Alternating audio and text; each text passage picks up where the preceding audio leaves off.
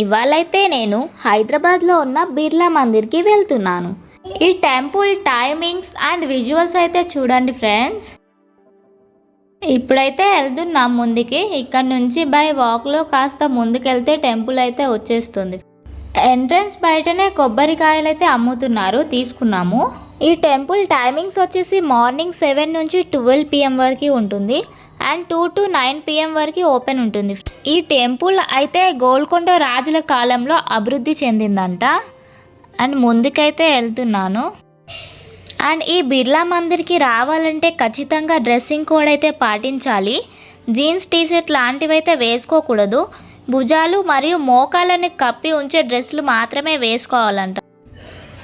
And ఈ బిర్లా మందిర్ మొత్తం 48 అడుగుల ఎత్తుతో తెల్లటి కాంక్రీట్ పాలరాయితోనే నిర్మించారు. అండ్ మొత్తం 3 గోపురాలు అయితే ఉన్నాయి. చాలా మంచి శిల్పాలు కూడా ఉన్నాయి. సేమ్ మన తిరుపతిలో ఎక్కుతాం కదా, అలాగే కొండలాగా ఉంది. సో వాక్లో వెళ్తున్నాం అందరం. దగ్గర వరకు అయితే వచ్చేస్తాం కొంచెం. నేనైతే ఒక కొబ్బరికాయ ఫ్లవర్స్ కూడా తీసుకున్నాను దర్శనం కోసం అనేసి. అండ్ ఇటు రైట్ సైడ్లో చూడండి గరుడ పక్షి ఆలయం ఉంది. గుడి స్టార్టింగ్లోనే ఎంట్రీ అయ్యే ముందు. ఈ టెంపుల్ అయితే ముఖ్యంగా శ్రీ వెంకటేశ్వర స్వామికి అంకితం చేయబడింది.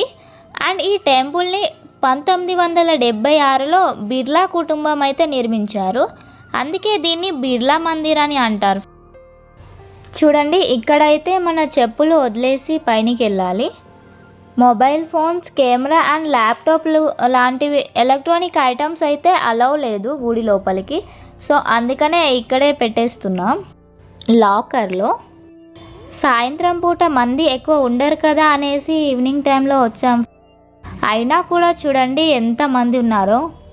చాలామంది వచ్చారు ఇవాళ అయితే దర్శనం కోసమని.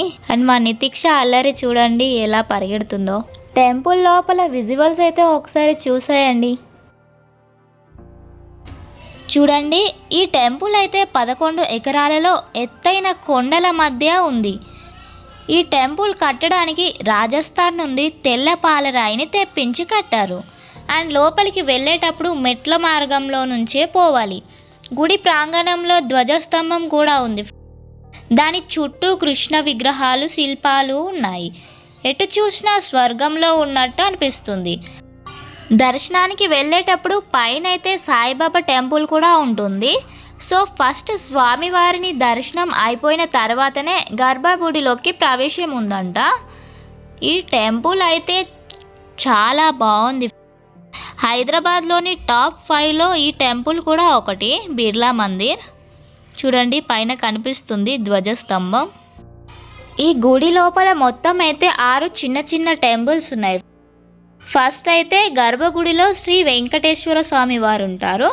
అండ్ సెకండ్ వచ్చేసి పార్వతీ పరమేశ్వర ఆలయం ఒకటి ఉంది. అండ్ నెక్స్ట్ షిరిడి సాయిబాబా ఆలయం ఒకటి ఉంది. పద్మావతి అండ్ ఆండాలమ్మ ఆలయం కూడా ఒకటి ఉంది. అండ్ ధ్వజస్తంభం చూడండి. అండ్ రైట్ సైడ్లో అయితే చూడండి త్రాగడానికి వాటర్ కూడా ఉన్నాయి, డ్రింకింగ్ వాటర్. అండ్ దీని పక్కనే ఒక షాప్ ఉంది చూడండి. మొత్తం దేవుడి విగ్రహాలు ఉన్నాయి, గేమ్స్ ఆడుకోవడానికి బొమ్మలు కూడా ఉన్నాయి. అండ్ ఇటు సైడ్ అయితే లడ్డు అమ్ముతున్నారు, 50 రూపీస్కి ఒకటంట.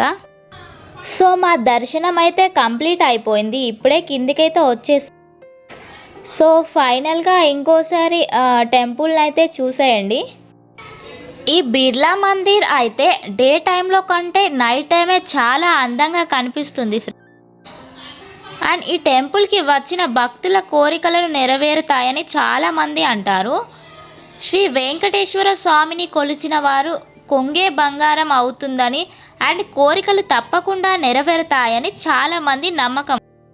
సో నేను కూడా అదే నమ్ముతాను, అందుకనే ఈ టెంపుల్కి వచ్చాను. అక్కడ చూడండి గరుడ పక్షి ఆలయము. అలా నేనైతే అసలు అనుకోలేదు ఇంతమంది ఉంటారని టెంపుల్లో. ఈవినింగ్ టైం అయినా కూడా చాలామంది ఉన్నారు. సో హాలిడేస్ అని కావచ్చు మేబీ. భక్తులైతే చాలానే వచ్చారు. చూడండి ఇప్పటికి ఇంకా ఎంతమంది ఉన్నారో చూడండి ఫ్రెండ్స్. ఈ వెంకటేశ్వర స్వామి చాలా పవర్ఫుల్ కాబట్టే ఇంతమంది భక్తులు వచ్చారు. And it side bike parking కూడా ఉంది. మాకు తెలియక మేము కిందే పెట్టేసి వచ్చాం. చూడండి, ఇక్కడ నుంచి అమరవీరుల స్తూపం కనిపిస్తుంది. And tank bund Hussain Sagar కూడా కనిపిస్తుంది. సో చూసారు కదా, నా ఛానల్ని సబ్స్క్రైబ్ చేసుకోండి. Thank you for watching.